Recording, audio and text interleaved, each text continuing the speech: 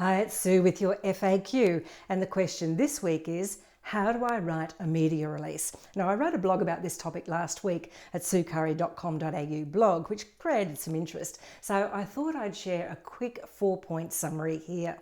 So as you're aware, the media landscape has changed over the past 10 years or more with the introduction of social media and blogging and podcasts and streaming services and more. And the television and newspaper and magazine industries have certainly shifted, yet they still need information.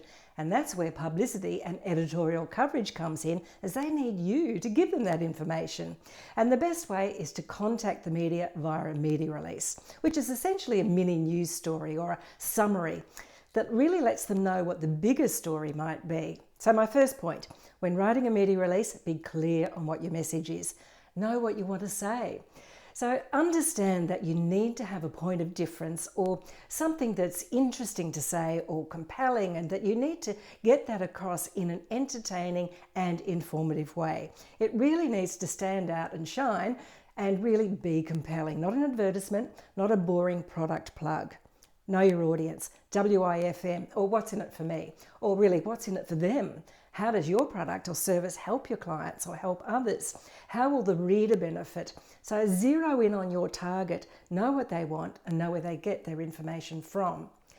And the third point is to reach out to your target audience through the most appropriate media, whether it's social or magazines or newspapers, blogs, radio, TV shows, for you and your story and message. So create a database of media contacts appropriate to you.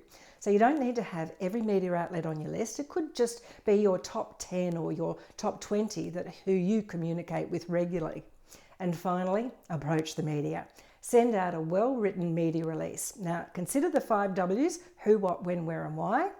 That's an easy formula to remember when writing a release, but it's still not enough without some wow factor, or again, that compelling elements to really hook the reader in.